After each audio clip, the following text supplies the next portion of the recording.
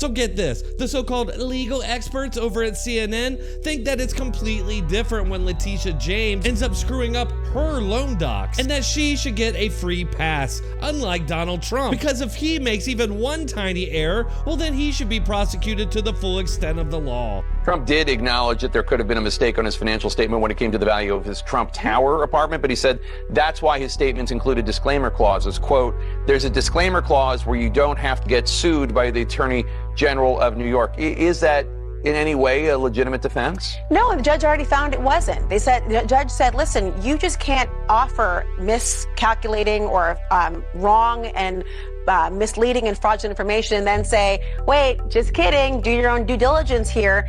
You have to be able to rely on what's actually being said. So the judge already resolved that issue. Now, what he's trying to do, though, is suggest, and you can't have both worlds, Jake. He can't on the one hand say he's in control of everything, on the other hand say, look, everyone else told me this and I handed it over and delegated. Both can't be true on a fraud trial. You have to prove that it's done knowingly. And so if it's a mistake, that's actually relevant criminally. It has to be, if it is a mistake and the person says, look, it's obviously a mistake, here's evidence it's a mistake, then you can't prove intent, and that's important. They've acknowledged, Letitia James seems not, there was an error on a power of attorney form. They would try to argue that that was no intent of wrongdoing if she was presenting throughout, and the bank itself did not feel it was defrauded because they had the correct information despite one false document. Well, Jake, the key question, assuming this is in fact a mortgage fraud case, is whether Letitia James intentionally and specifically made a false representation. So as Kara said, now they're going to have to prove their case to a jury eventually beyond a reasonable doubt. And if this is a mistake